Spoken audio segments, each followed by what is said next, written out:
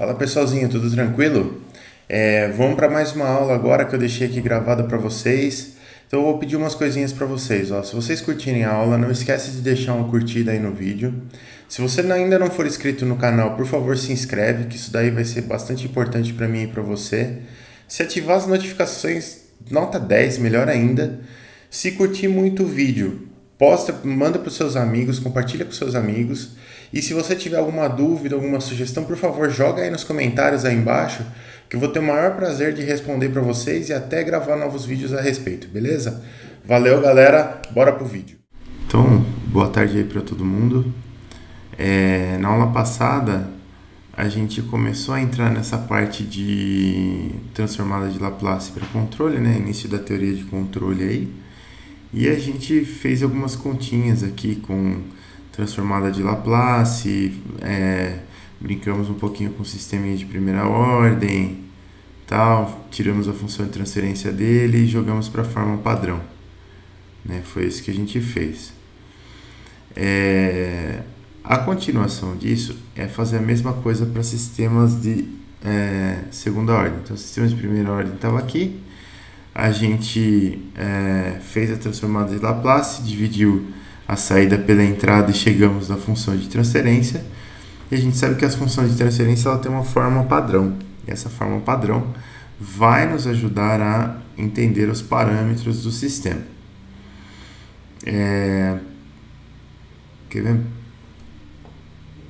Vamos brincar um pouquinho aqui. Aqui essa parte a gente já viu lá passada, do ganho, da constante de tempo e tudo mais. Agora a gente vai para a segunda ordem, sistema de segunda ordem. É isso aí. Então, ó, tem várias coisas que a gente pode fazer aqui.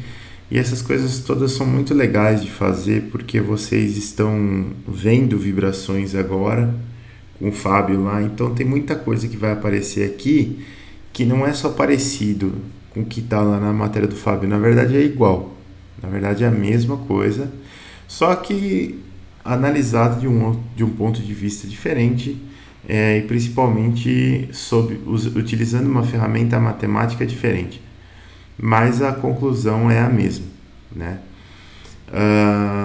A gente pensa em um sistema de segunda ordem como sendo um sistema que possui segundas derivadas na sua equação de movimento. Então, lembra, para fazer o controle, a gente está pensando sempre em sistemas lineares, né?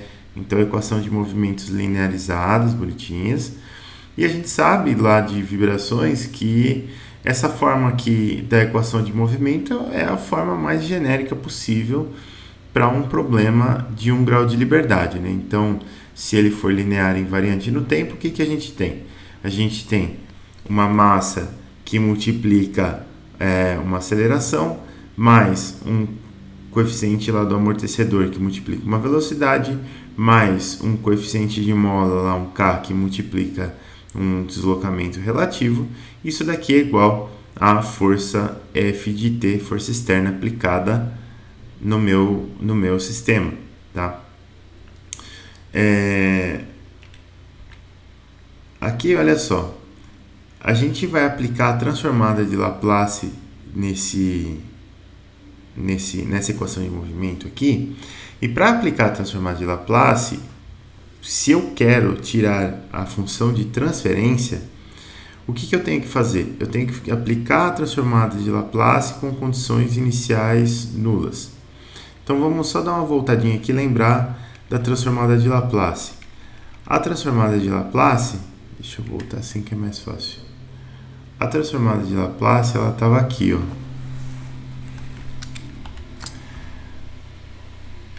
Aqui.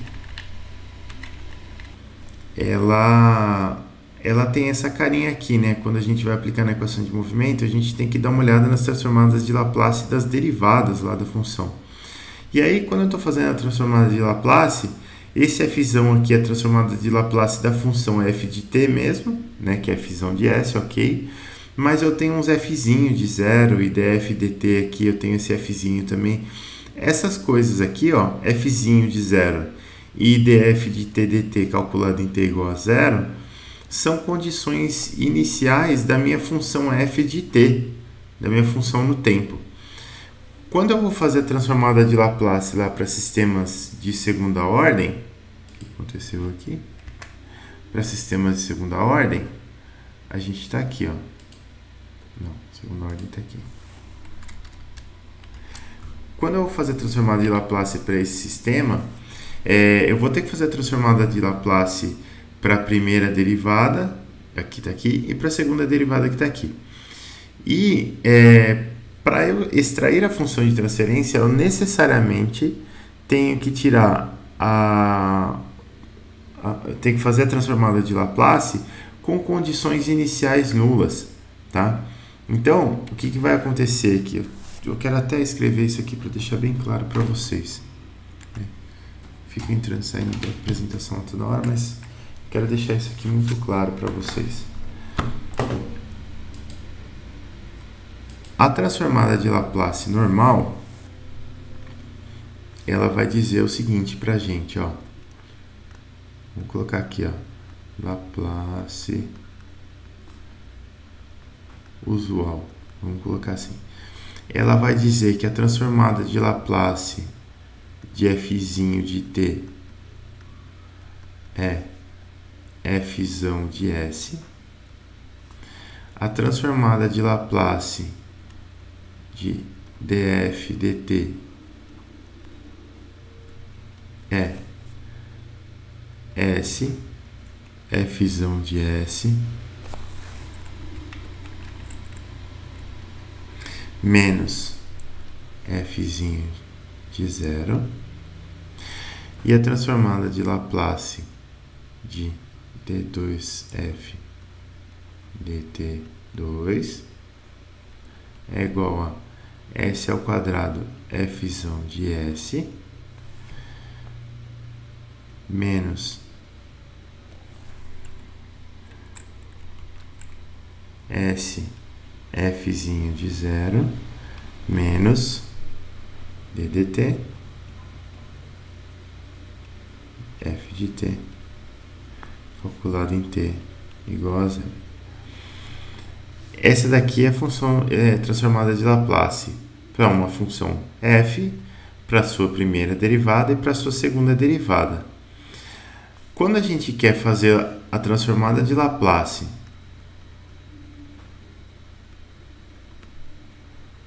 para a função de transferência,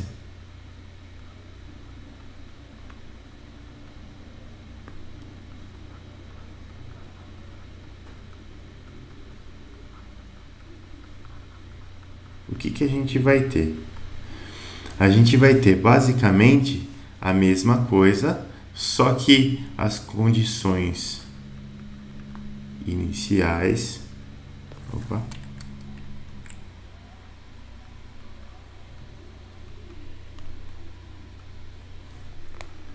são nulas. O que isso quer dizer? Isso quer dizer que a gente vai dizer que nossa transformada de Laplace de f de t, ela continua sendo f de s. A transformada de Laplace de df dt, ela vai ser s f de s. O f de 0 não existe porque ele é uma condição inicial e a condição inicial aqui é nula. E a transformada de Laplace de d2f dt2 é igual a s ao quadrado f de s. Por que isso? Porque f de 0 é a condição inicial, que é nula, e a derivada de f calculada em t igual a 0 também é a condição inicial da função, que também é nula. Então, como a gente quer agora tirar a função de transferência, para tirar a função de transferência eu preciso necessariamente, por definição, aplicar a transformada de Laplace com condições iniciais nulas. O que me facilita muito a vida, porque eu não tenho que decorar um pedação da fórmula aqui, né? Fica algo genérico, né? Fica assim, a transformada de Laplace de dn F dt a n é igual a S elevado a N F de S. Fica um negócio bem genérico. Eu não preciso mais lidar com condições iniciais aqui, porque é tudo zero. Bom. Então vamos lá.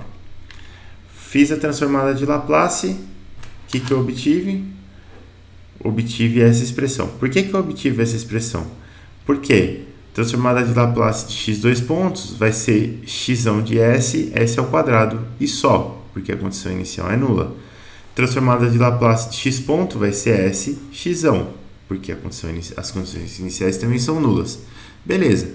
Então, os três termos aqui, eles vão ficar com alguma função de s que calcula x de s. Eu posso tirar o x de s já em evidência, como foi feito aqui. E a transformada de Laplace de f de t do outro lado vai ser f de s. Morreu aí. Bom, lembra lá.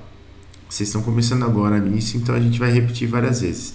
Quem que é saída, quem que é entrada? Entrada é quem excita o sistema, saída é quem eu quero calcular. Então, entrada vai ser o f, saída vai ser o x. A função de transferência vai ser a saída dividido pela entrada, que é x dividido por f. Beleza. X dividido por f, bom, eu posso passar o f dividindo para cá e quem multiplica o x dividindo para o outro lado. Eu vou ficar com alguma coisa que tem essa cara aqui, ó. 1 sobre ms ao quadrado mais cs mais k. Beleza. E para facilitar a nossa vida aqui, eu vou dividir em cima e baixo todo mundo pela massa. Então, em cima eu vou ficar com 1 sobre m, e embaixo eu vou ficar com s ao quadrado mais c sobre ms mais k sobre m. Bom, vocês que já sabem o que é uma frequência natural e um fator de amortecimento, gostaram realmente dessa passagem aqui, porque vocês já sabem que aqui apareceu uma frequência natural ao quadrado, aqui vai aparecer um produto de frequência natural com fator de amortecimento e tal. Então as coisas começam a ficar um pouquinho mais simples de entender. A função de transferência padrão para o sistema de segunda ordem, ela tem essa cara aqui, ó. Vou dizer para vocês que eu não sou um grande fã dessa forma padrão. Na verdade, eu não sou um grande fã de nenhuma forma padrão, apesar de que para sistemas de primeira ordem ajuda bastante. Mas para sistemas de segunda ordem, principalmente os sistemas que a gente vê em vibrações, a entrada vive mudando, sabe? Então esse termo aqui de cima vive se alterando também. Nem sempre a sua entrada... Na verdade, a entrada normalmente é força, mas pode ser excitação pela base, pode ser força de desbalanceamento, que é um pouco diferente e tal. E a saída também vive mudando. Às vezes a saída é posição, às vezes é velocidade, às vezes é aceleração, às vezes é posição relativa, às vezes é força.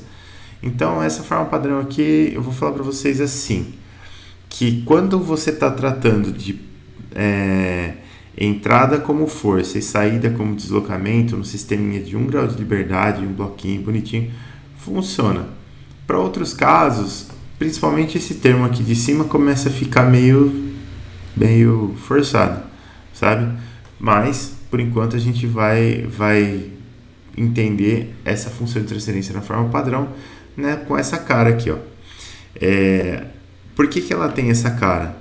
Porque se você pegar essa fórmula que a gente fez aqui e calcular os termos aqui dessa função de transferência, você vai obter exatamente aquilo que você vê em vibrações. Quer dizer, gama ele vai ser o ganho do sistema, esse ganho aqui é condizente com aquele ganho do caso de sistemas de primeira ordem. Quer dizer, passado o transiente, eu vou pegar minha entrada, multiplicar pelo ganho e vou obter a saída. Beleza. Frequência natural é frequência natural. Fator de amortecimento é fator de amortecimento, psi ou zeta, tanto faz. E aqui a gente tem que esse sistema aqui, pelo fato dele possuir amortecimento, ele vai vibrar livre com uma frequência natural que é ômega d, que é ômega n raiz de 1 menos que c ao quadrado, tal. E o seu decaimento ele vai ser maior quanto maior for o psi. Isso tudo vocês já sabem, ou espero que vocês já saibam. Então, vamos lá. agora indo para as vias de fato aqui, se eu comparar essa função de transferência que a gente obteve lá para o meu massa-mola com essa função de transferência na forma padrão, a gente pode observar aqui, ó, só de comparar os termos, como S quadrado está multiplicado por 1, eu posso comparar os coeficientes diretamente. Eu sei que ωn ao quadrado vai ser k sobre m, então se eu tirar a raiz quadrada, ωn vai ser raiz de k sobre m, beleza? 2zeta ωn ou 2xi ωn é c sobre m, né? Então se a gente fizer as continhas aqui, a gente vai chegar que o xi é c sobre 2m ωn, é só passar o 2m ωn dividindo. E esse cara que está aqui em cima, ele é 1 sobre m, e 1 sobre m vai ser para a gente a frequência natural ao quadrado, que multiplica o ganho, né? Esse ganho aqui, então, ele vai ser 1 sobre k. É só substituir o valor aqui da frequência natural e calcular, não tem errado. Bom, então a gente tem esses três parâmetros aí. Esse parâmetro γ aqui, que é o ganho do sistema de segunda ordem, ele é pouquíssimo utilizado. Na verdade, ninguém fala muito desse parâmetro aqui, é só frequência natural e fator de amortecimento mesmo. Tá? Isso aqui é um pouquinho usado lá em controle, mas bem pouquinho. E bom, o que acontece se a gente chegar e calcular essa resposta desse sistema de 1 grau de liberdade? Se eu calcular a resposta do sistema de 1 grau de liberdade a um impulso unitário, a gente vai obter uma resposta que tem essa cara aqui, ó. Ao impulso não, ao degrau unitário. A gente vai obter uma resposta que tem essa carinha aqui, né? Então, o importante dessa resposta, o que é importante dessa resposta? Eu tenho um 1 aqui dentro, esse 1 ele vem do fato de eu ter aplicado um degrau no meu sistema, então ele vai ser a resposta permanente, não preciso me preocupar com ele. E eu tenho uma parte aqui toda de resposta transiente. Essa resposta transiente, ela tem uma frequência de oscilação que é ωd, que é a nossa frequência natural amortecida, que é ωn raiz de 1 menos xi ao quadrado. E eu tenho esse termo aqui que multiplica essa parte oscilatória, que ele é regido pela forma da curva E menos xi ωn t. Então a gente tem um decaimento, e esse decaimento vai ser maior quanto maior for o meu xi. Tá? E aí os parâmetros xi, ωn, ωd estão todos descritos aqui. Isso aqui era mais para a gente formalizar o que a gente viu de sistemas de primeira ordem para a parte de sistemas de segunda ordem. Na verdade, a gente vai usar até uma definição um pouco mais genérica que eu vou passar para vocês mais para frente, que é muito utilizada nessa área de controle e serve para você analisar qualquer tipo de sistema. E o interessantíssimo é que esse qualquer tipo de sistema, seja um sistema de ordem maior e tudo mais, você analisa com os mesmos parâmetros que você analisa um sistema de segunda ordem, que são frequência natural e fator de amortecimento. Tá? A gente consegue calcular isso daqui para sistemas de ordem maior. Então, as coisas acima de ordem 2, tudo oscila. Tá? Bom, vamos agora para uma parte nova que vai facilitar um pouco a nossa vida, que é o tal do diagrama de blocos. Né? O que é esse diagrama de blocos? O diagrama de blocos é algo que a gente usa quando a gente está utilizando a transformada de Laplace, e a gente usa para representar sistemas e principalmente para representar malhas de controle de uma maneira um pouco mais simples, né? Então, o que é um diagrama de blocos? Bom, o diagrama de blocos ele é uma maneira visual de você descrever o seu sistema matemático que você tá modelando. Esses sistemas, o legal é que isso porque a gente está utilizando transformada de Laplace, esses sistemas eles podem ser de diferentes domínios. Então, eu posso ter uma parte do sistema como sendo o sistema elétrico, outra parte o sistema mecânico, outra parte o sistema hidráulico, sem problema nenhum. E com base nas funções de transferência de cada um desses sistemas, e função de transferência agora a gente sabe obter, a gente vai conseguir descrever o comportamento final de uma variável que a gente deseja observar. Beleza, então eu tenho que compreender como se realizam operações com diagramas de blocos. É isso que a gente precisa treinar hoje. É bem simples, essa parte de diagrama de blocos não é complicada. Eu acho que é mais complicado a gente compreender os problemas que tem por trás do que de fato não entender diagrama de blocos em si. O diagrama de blocos em si é bem tranquilinho. Um bloco, o que é um bloco? Um bloco ele vai representar um sistema. Então o bloco é um quadradinho, assim, ou um retângulo. E ele tem duas setinhas. Uma setinha é a entrada e outra setinha é a saída. Então aqui, esse conceito de entrada e esse conceito de saída são exatamente o mesmo conceito de entrada e de saída que a gente estava calculando ali, que a gente estava usando para a nossa função de transferência. Tá? Então, a minha entrada ali era a excitação, a saída era o deslocamento da massa. Beleza, isso é um tipo de entrada e um tipo de saída. E aí o bloco, ele é o cara que representa o sistema ou uma porção do sistema. Né? Ele é matematicamente descrito pela função de transferência do sistema que a gente quer representar. Então, olha só, a gente tem a entrada, que vai ser essa seta aqui, cuja ponta aponta a direção do bloco e representa que o sinal será utilizado como entrada. Ela não precisa estar necessariamente aqui, ela precisa estar entrando no bloco, tá? Mas normalmente é assim que a gente faz. E a saída uma ou mais setas que estejam saindo do bloco, não necessariamente aqui, mas normalmente aqui. E é o sinal que a gente deseja observar. Ele é representado por uma seta que sai do bloco, lá, como eu já falei. Usualmente, cada bloco possui apenas uma entrada e uma saída, mas pode possuir mais. Tá? Então a gente tem isso daqui, ó. Eu tenho x de s entrando aqui, x de s é a minha entrada desse bloco, a função de transferência dele é h de s e a saída dele é y de s.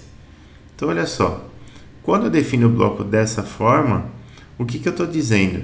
Eu estou dizendo que a função de transferência do bloco, o que ela é? Ela é a saída dividido pela entrada, que é y dividido por x. Ok, é só isso que acontece no bloco.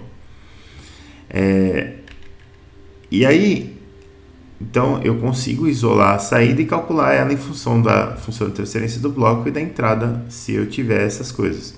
Então, eu sei que a saída vai ser h de s, que é o bloco que multiplica x de s. Isso daqui já me mostra como que eu consigo operar quando eu tiver blocos concatenados. Porque o que acontece? Eu tenho uma entrada, essa entrada x, ela entra no bloco e vai sair y. Como que eu sei quanto que vale y? Y vai ser x que multiplica h, é a entrada que multiplica a função de transferência, vai dar a saída. Tudo isso vem daquele fato de que a gente definiu a função de transferência como saída dividido pela entrada, só isso. Então se eu pegar a entrada e multiplicar pela função de transferência, eu tenho a saída, é só isso. Lá no nosso circuitinho RL, como que a gente representa aquele circuito lá?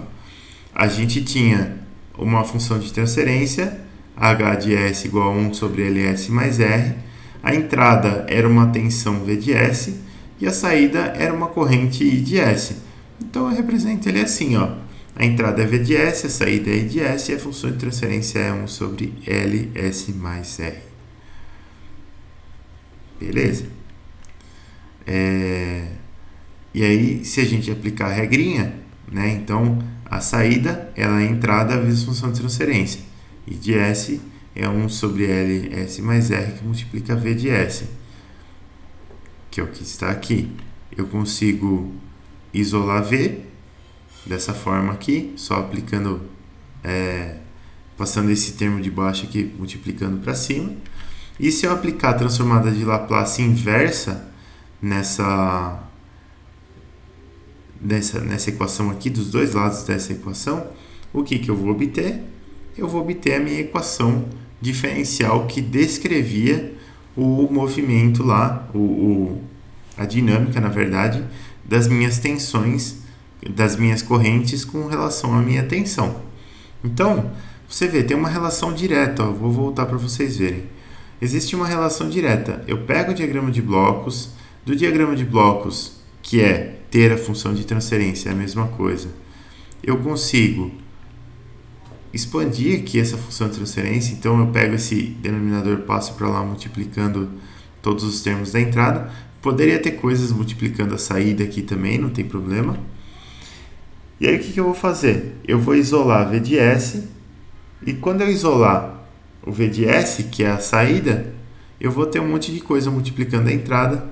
Aplica a transformada de Laplace inversa, então só para você ver aqui, a constante sai para fora da Laplace inversa, aqui a constante R sai para fora da Laplace inversa, e aqui eu não tenho nada para sair para fora, então fica Laplace inversa de V de S, que vai ser V de t, Laplace inversa de I de S, que vai ser Izinho de t, e Laplace inversa de SI de S, que vai ser Izinho, ela é, na verdade, a derivada do Izinho de t. Tá? Então, a gente, aplicando o processo inverso, a gente conseguiu chegar na equação que descreve o sistema da mesma forma. Então, por enquanto, tudo ok. Por enquanto, a teoria está toda batendo aí. E qual que é a grande vantagem? A grande vantagem é que as representações são equivalentes. Eu escrever uma equação dinâmica que representa o meu sistema, ou escrever o bloco que representa aquele sistema e a função de transferência, lógico, sempre lembrando que o sistema tem que ser linear para você conseguir fazer isso, mas sendo ele linear, você pode fazer isso e a representação é 100% equivalente. Tá? Bom, então vamos começar a pensar agora que eu vou pegar sistemas e eu vou combinar esses sistemas em série. Eu vou fazer uma combinação de blocos em série. Então eu tenho bloquinhos aí que tem uma função de transferência H1 de S. Esse H1 de S aqui vai ter uma entrada X e uma saída Y1. H2 de S vai ter uma entrada Y1 e uma saída Y2. E H3 de S vai ter uma entrada Y2 e uma saída Y3. Será que eu consigo tirar a função de transferência disso aqui como um todo? E eu consigo. Para tirar a função de transferência disso aqui como um todo, o que eu tenho que calcular? Eu tenho que calcular a saída de tudo, que é Y3, dividido pela entrada de tudo, que é X. Olha só. Vamos aplicando a regrinha. Então, ó, eu tenho Y1, que é a saída do primeiro bloco, ela vai ser H1 que multiplica X. Beleza, tá aqui H1 que multiplica X. Y2, ela vai ser H2 que multiplica Y1. Então tá aqui. E Y1 é H1 que multiplica X. Então eu vou ter H2 que multiplica Y1 é igual a H2 que multiplica H1 que multiplica X.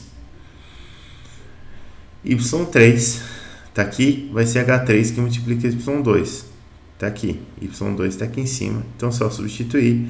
E eu sei que o Y3 vai ser H3, H2, H1 que multiplica X. Se eu dividir dos dois lados por X, aqui eu não coloquei no slide, mas se eu dividir dos dois lados por X, eu vou ficar com Y3 sobre X, que vai ser a função de transferência desse conjunto de blocos em série como um todo, porque eu estou dividindo a saída pela entrada. E essa função de transferência desse conjunto como um todo vai ser dada por H3 que multiplica H2 que multiplica H1. Então, a função de transferência da combinação de blocos em série vai ser o produto das funções de transferência de cada um dos blocos. Tá? Simples assim. Depois, a gente tem um bloco importante que é o bloco somador. E o bloco somador ele permite a gente somar as coisas, porque aqui a gente só estava multiplicando, né? Quando eu coloco as coisas em série, eu multiplico tudo. E eu preciso também poder somar as coisas. Então, com o bloco somador, eu vou poder somar as coisas. No bloco somador, as entradas são setas que apontam na direção do círculo e a saída é a seta que aponta para fora. A operação que será feita com o sinal é indicada próxima à ponta de sua seta, ou seja, olha só, aqui eu tenho um bloco somador, né? Então o bloco somador é um círculo, as entradas são x e y, elas são todas positivas aqui, então a saída vai ser a soma mais x mais y. Então eu tenho x mais y como saída. Eu poderia ter um sinalzinho trocado em algum canto aqui. Às vezes a gente faz isso. Então, quando eu tenho o sinal trocado, aqui eu tenho entrando mais x e menos y, a saída vai ser x menos y. E agora que a gente tem o bloco somador, a gente pode somar coisas, né? Então eu tenho essa configuração aqui de blocos, e essa configuração de blocos aqui, ela está me dando,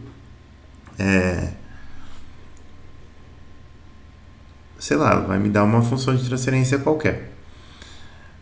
Então eu tenho duas entradas aqui, eu tenho x1 e x2, x1 é a entrada de H1, vai me dar y1, x2 é a entrada de H2, vai me dar y2, e eu vou somar os dois e obter um y de S. Como que eu resolvo isso? Bom, a gente pode fazer voltando. Eu acho que o mais simples é fazer voltando. Então o y, ele é o y mais o y2, que está aqui, bem simplesinho. y1 é x1h1, y2 é x2h2. Então, no lugar de y e y2, eu vou substituir h1x1 e h2x2. E essa daqui é a função que eu tenho para representar y de S. No caso aqui, fica um pouco difícil a gente representar esse negócio com função de transferência, porque eu não consigo dividir todo mundo aqui, né? Se eu dividir, na verdade, eu tenho uma saída e duas entradas, né? Então eu preciso saber por qual entrada que eu divido. Na verdade, o que acontece é que a gente tem mais de uma função de transferência aí, né? A gente tem uma função de transferência para cada entrada. E aí tem um jeitinho um pouco diferente de tratar sistemas que tem essa cara aqui. Mas, no fim das contas, tudo acaba funcionando. E aí, no diagrama de blocos, a gente tem alguns blocos que são os nossos blocos básicos, né? Então, a gente tem a planta de primeira ordem, que está aqui. A gente tem a planta de segunda ordem, que está aqui. A gente tinha lá o bloco somador, que eu nem coloquei nesse slide aqui, não sei porquê. E a gente tem três outros blocos aqui que são importantes, né? O primeiro bloco é o bloco de ganho ou controlador, né? Ele é triangular, mas ele funciona da mesma forma que o bloco retangular, ele é a mesma coisa. Você vai pegar a entrada, multiplicar pela função de transferência que está aqui e vai ter a saída. Normalmente, essa função de transferência aqui ou é constante, né? Ou você tem uma constante multiplicando essa entrada, por isso que ele chama ganho, ou você tem algo que é uma função de transferência padrão de um controlador. E essa função de transferência padrão, aí ela depende de S, você vai multiplicar sua entrada por essa função de transferência e vai obter a saída. Mas quando você tem um controlador, também você quer projetar o controlador, então ele tem que ficar meio em destaque lá no seu diagrama, por isso que ele fica com esse triângulo aqui. É a mesma coisa. E eu tenho dois outros blocos interessantes, que são os blocos derivador, que eles dois, na verdade, funcionam igual o bloco retangular, é a mesma coisa. A parte importante deles é a função de transferência. Então, o derivador, quando eu estou no domínio de Laplace e eu multiplico algo por S, é equivalente a fazer uma derivada no tempo, né? Por que isso? Porque a transformada de Laplace de uma função derivada é a transformada de Laplace dessa função multiplicada por S. O integrador também. O integrador é o bloco onde você divide as coisas por S. Então, se eu multiplicar algo por 1 sobre S no meu domínio de Laplace, isso vai querer dizer que eu estou multiplicando essa coisa lá no meu domínio físico. Tá? Multiplicando não, gente. Desculpa. Eu estou integrando essa coisa lá no meu domínio físico. Então, eu tenho um integrador aqui embaixo e eu tenho um derivador aqui em cima. E esses blocos, eles são os blocos básicos que a gente tem. Deixa eu ver uma coisa aqui. A gente tem bastante tempo ainda, temos 40 minutos ainda. Dá pra gente brincar um pouquinho mais com essa questão de transformada de Laplace. Então eu quero mostrar umas coisinhas para vocês aqui. Primeira coisa, quando a gente está mexendo com sistemas, a gente às vezes vai ter um sistema de primeira ordem, às vezes vai ter um sistema de segunda ordem, mas às vezes a gente pode ter um sistema com uma ordem muito grande. A ordem do sistema pode ser 3, 4, 5, não tem muito problema essa ordem crescer um pouco. Principalmente quando a gente for aplicar controladores nesses sistemas, essa ordem ela tende a crescer naturalmente, tá? E como que eu calculo isso? Quer dizer, como que eu chego numa expressão assim, falar, tá, eu tenho uma função de transferência que ela é uma função de S toda maluca lá e eu quero saber como que esse sistema se comporta. Bom, a gente tem uma função de transferência que ela é uma função de transferência na forma mais básica que tem, na forma mais genérica que tem, que é a seguinte, quer ver?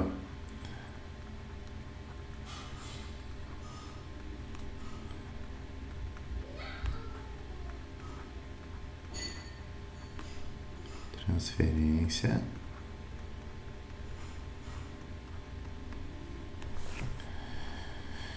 genérica. Ela funciona assim, ó. A gente vai ter aqui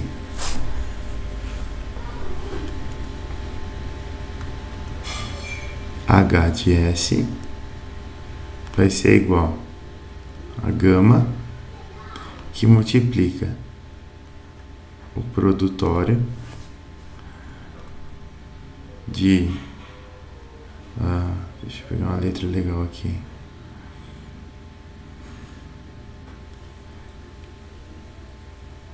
P igual a 1 até M S menos ZP dividido pelo produtório de Q igual a 1 até N, com isso, né? Deixa esse aqui um pouquinho mais para baixo, sim, até N de S menos P Q.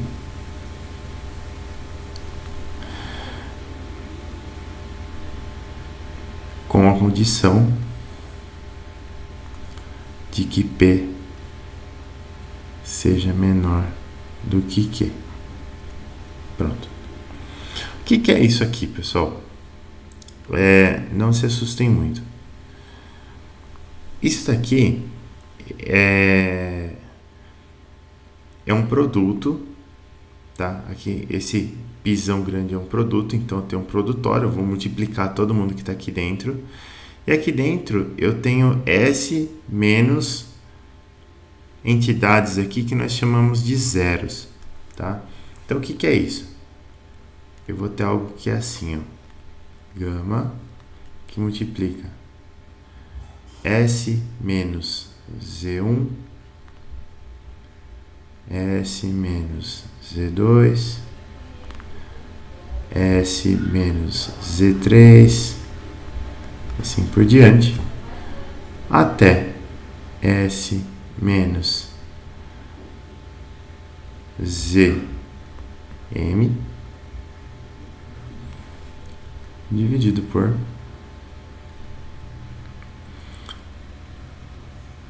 S menos P1, S menos P2,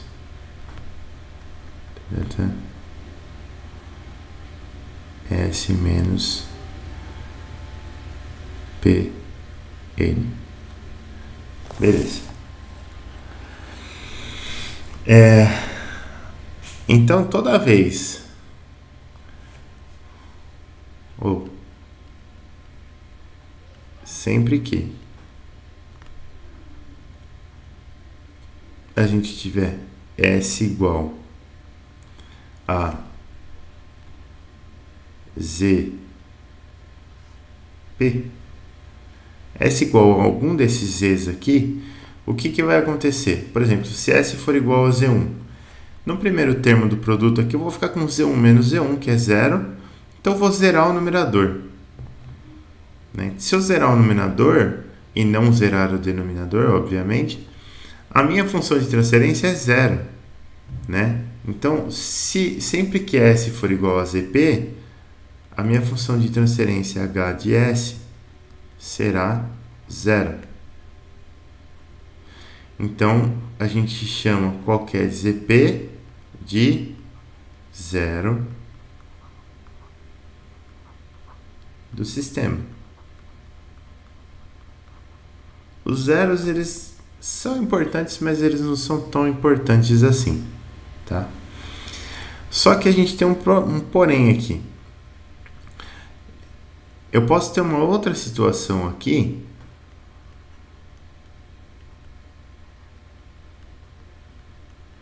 onde S seja igual a PQ. Então, imagina que S seja igual a P1, por exemplo. O numerador vai ser diferente de zero, Todos os termos aqui que multiplicam o numerador vão ser diferentes de zero, o gama também. Então, eu tenho um número aqui em cima, diferente de zero. E aqui embaixo eu vou ter S menos P1 é zero. Então, eu vou ter zero, que multiplica uma cacetada de coisa, que é zero. Se eu tiver um número aqui em cima e eu tiver zero aqui embaixo, o que vai acontecer com a minha função de transferência? A minha função de transferência, ela vai tender para infinito, ou pelo menos o módulo dela tende para infinito. Então, a gente fala que PQ, a gente chama de PQ um polo do sistema.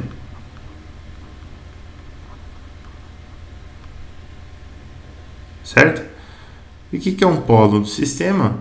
Um polo é algo que vai tornar o meu sistema instável, ou que pode tornar o meu sistema instável. Um polo, ele está associado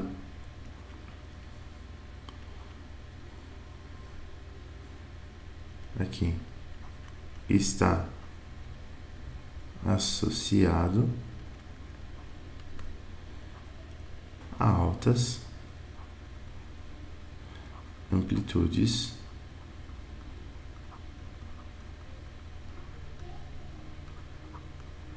de vibração. Pô, professor, não tá ficando claro esse negócio com S aí, porque eu não estou conseguindo fazer uma conexão entre aquilo que a gente vê, lá em vibrações, e aquilo que você está me mostrando aqui.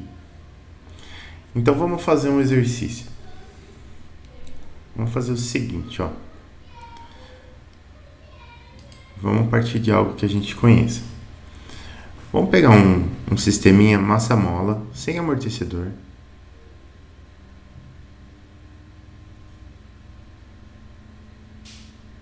Aqui.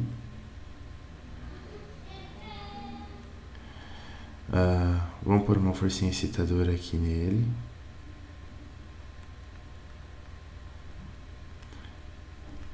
Vamos pôr um grau de liberdade nele que vai ser o X. Ele tem uma massa M, uma rigidez K, beleza?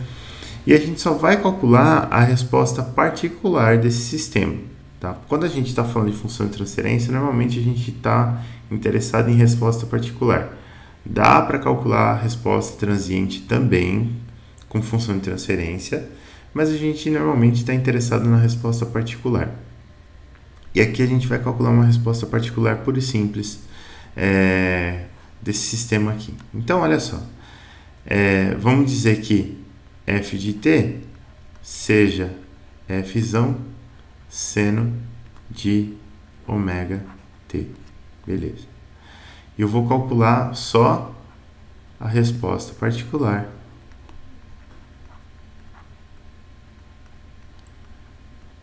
E vou dizer que esse sistema ele vibra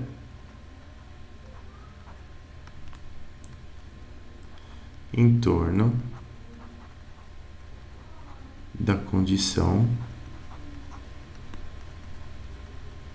de equilíbrio estático. Então, o que isso significa quando o sistema vibra em torno da condição de equilíbrio estático? Significa que aquela parcela da força-peso que entra aqui na equação de movimento é cancelada pela força de mola, pela pré-carga gerada na força de mola, e a minha equação não tem termos constantes nela. A minha equação de movimento, isso daqui tem que ser bem elementar para vocês já, ela é dada por mx dois pontos mais kx igual a f seno de ômega t.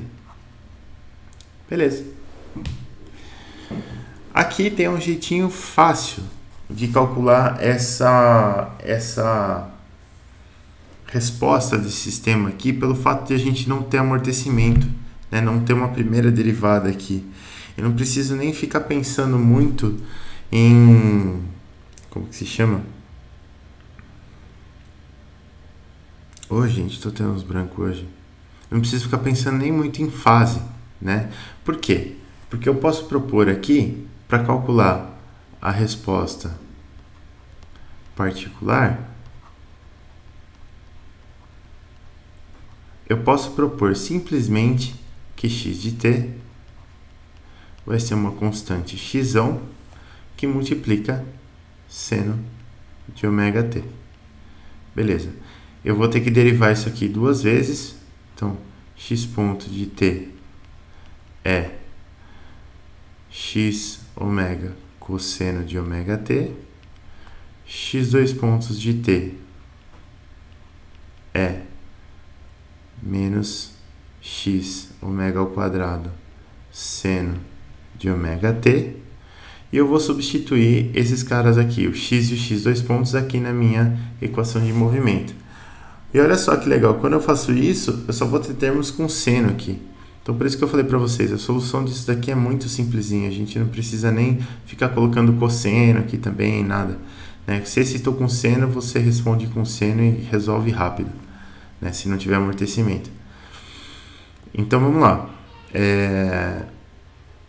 Substituindo esses caras aqui, eu vou ficar com m que multiplica menos x ômega ao quadrado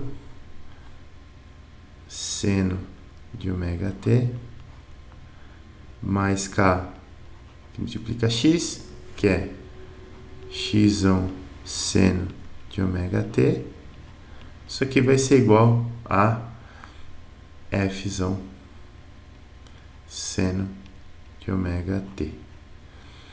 Repara uma coisa, eu vou fazer algo com bastante formalismo matemático agora para vocês verem. Eu vou só tirar o seno de ômega t em evidência. Então, olha só, eu tenho aqui menos m ômega ao quadrado. Na verdade, eu vou tirar x seno de ômega t em evidência. Mais k. X seno de ômega t ser igual a f seno de ômega t. Aí a primeira coisa que todo mundo fala, né? Divide os dois lados por seno de ômega t e vai. Na verdade, você não pode necessariamente dividir dos dois lados por seno de ômega t. Por quê? Porque você vai chegar numa expressão aqui que não condiz, né? Você vai chegar aqui em uma divisão por um termo que eventualmente é zero, né? Esse termo aqui, seno de ômega t, ele vai ser zero duas vezes por período. E a função de seno de ômega t vai de menos infinito até infinito. Então, eu não poderia fazer isso. Mas o que eu vou fazer no lugar? Eu vou apenas comparar. Eu sei que o que compara seno de ômega t de um lado tem que ser igual ao que o que multiplica seno de ômega t de um lado tem que ser igual ao que multiplica seno de ômega t do outro. Então, eu sei que menos m ômega ao quadrado mais k, que multiplica x, é igual a f. Beleza. Daqui, a gente consegue tirar um negócio interessante, que é o seguinte: eu posso isolar o x, que é, do fim das contas, é a amplitude de resposta que eu queria calcular, e dizer que o meu x, na verdade, ele é f dividido por menos m ômega ao quadrado mais k. Beleza, tá aqui.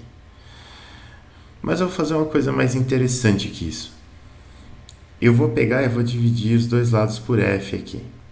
Então eu vou ficar com x por f é igual a 1 sobre m, que multiplica menos ômega ao quadrado mais k. Beleza. Lembrando que aqui não tem nada de transformada de Laplace, tá, pessoal? Aqui, x é a amplitude da resposta e f é a amplitude da força excitadora. São só duas constantes, tá? Só isso. Mas o que eu posso fazer? Eu posso utilizar a transformada de Laplace para analisar isso daqui. Então, usando... Não vou nem colocar transformada de Laplace, vou colocar logo aqui função de transferência. Por que função de transferência? Porque a gente vai tirar a transformada de Laplace. Eu não consigo falar uma coisa e escrever outra, peraí. Transferência. Aí. A gente vai tirar a transformada de Laplace já com condições iniciais nulas, né? Então a nossa equação de movimento está aqui, ó. Certo? Esse f seno de ômega t, eu vou chamar ele de f de t. Olha só que coisa mais interessante. Então eu vou ficar com mx dois pontos mais kx é igual a f de t. Vamos tirar a transformada de Laplace, já com condições iniciais nulas. Então eu vou ficar com ms ao quadrado x, aqui é x de s, mais k x de s é igual a f de s. O que a gente vai fazer? Isola o x de um lado e calcula ele. Vamos fazer igual a gente fez aqui, ó. Né? Então eu vou ficar com x de s é igual a f de s dividido por ms ao quadrado mais k. E aí o que a gente vai fazer? Dividir dos dois lados por f, e eu vou ficar com x de s por f de s é igual a 1 sobre ms ao quadrado mais k.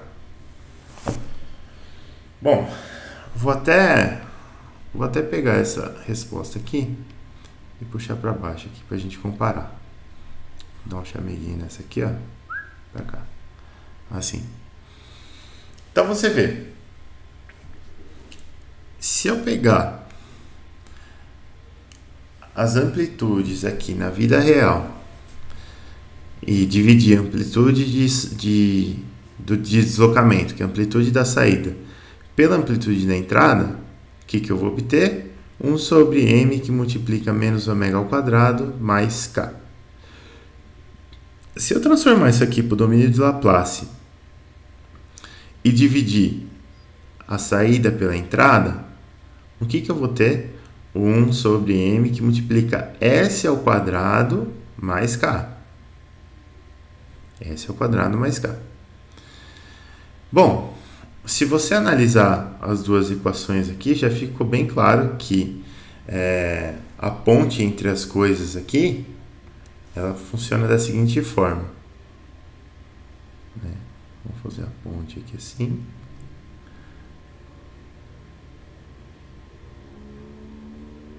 A ponte entre as coisas aqui, ela funciona assim, ó. Cara.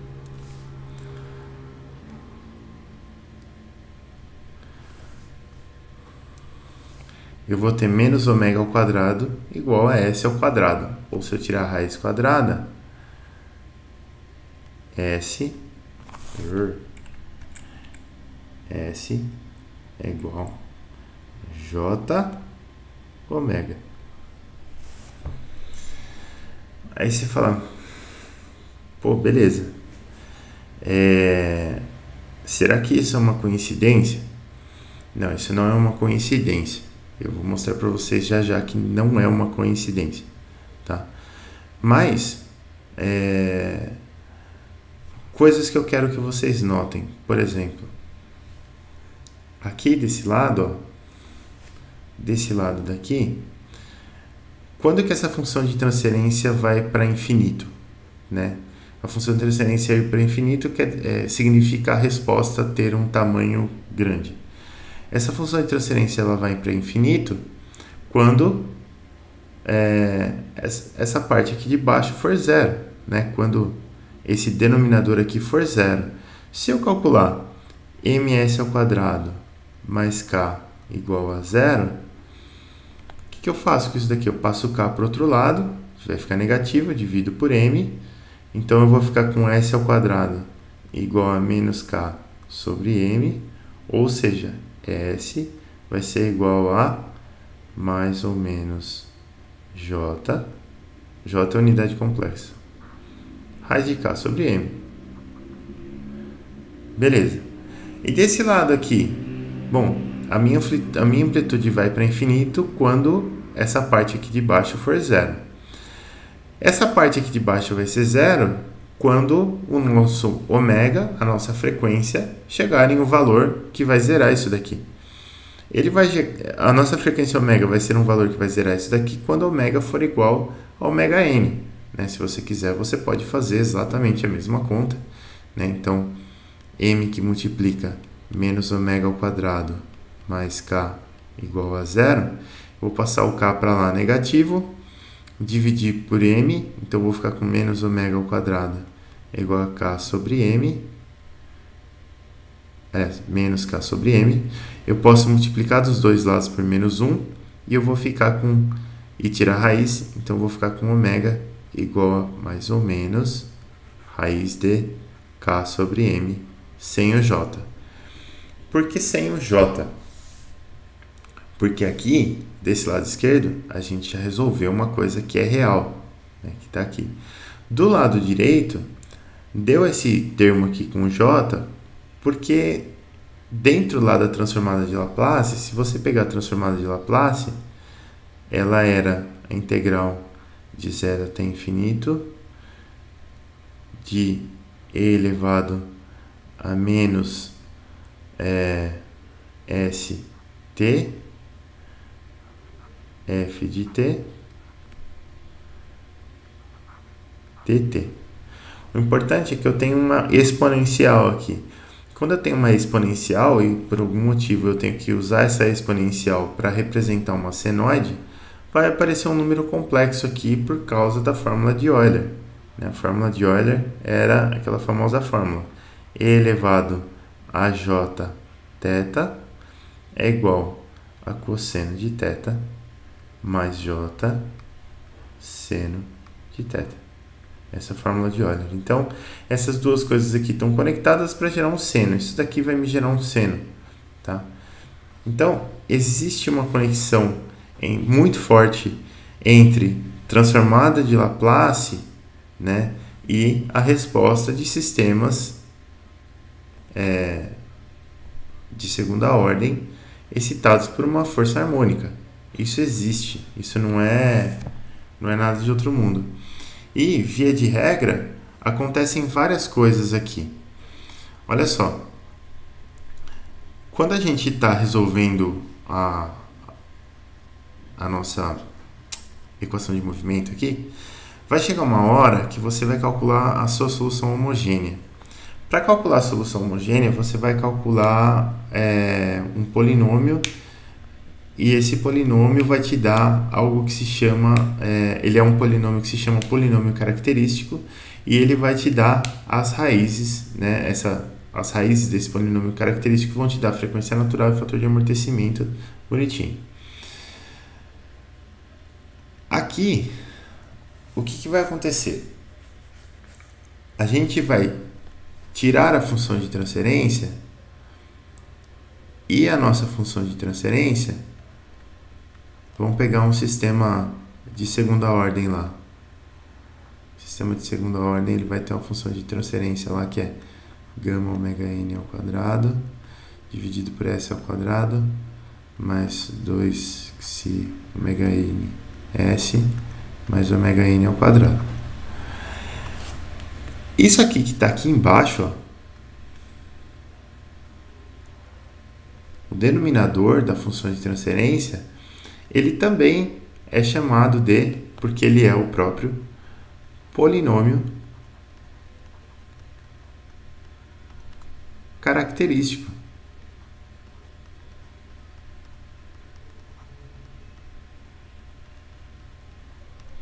Esse cara aqui é o próprio polinômio característico. Se eu tirar as raízes do polinômio característico, o que eu vou obter? Agora, lembra da definição aqui, ó. Lembra dessa definição. Antes, no sistema de segunda ordem, eu ia obter as raízes lá que iam me dar a frequência natural e fator de amortecimento.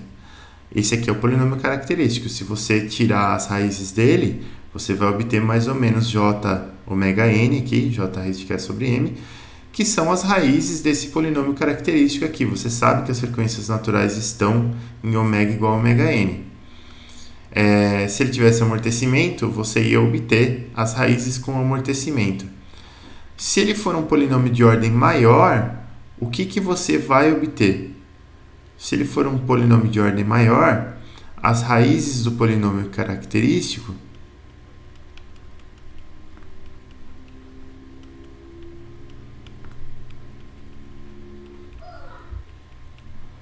vão ser os polos do sistema. Legal. E aí a gente analisando as características dos polos do sistema, agora a gente vai conseguir dizer coisas como frequência natural, fator de amortecimento e estabilidade do sistema. Aqui, ó, esse sisteminha de 2 graus de liberdade, fazendo a continha aqui do polinômio característico, a gente achou 2 polos. Tá? E esses 2 polos aqui, qual que é a característica especial desses 2 polos?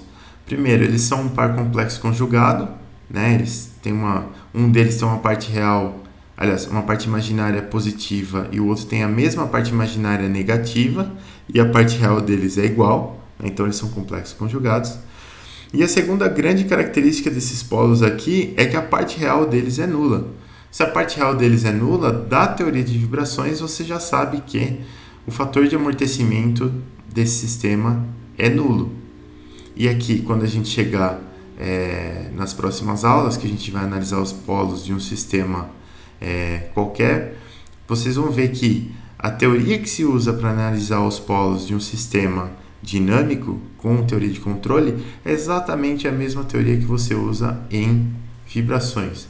Ou seja, a fórmula de um polo, a fórmula geral de um polo, ela é menos psi ômega n mais ou menos j ômega n raiz de 1 menos psi ao quadrado. Isso daqui, na verdade, ele é um par de polos.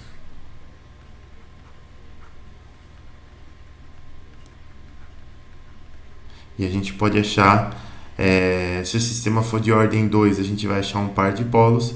Se ele for de ordem 4, 2 pares de polos. Se ele for de ordem 6, 3 pares de polos, e assim por diante. A gente pode achar pares de polos com frequências naturais e fatores de amortecimento diferentes aí, e a gente vai ter que começar a lidar com esse tipo de sistema.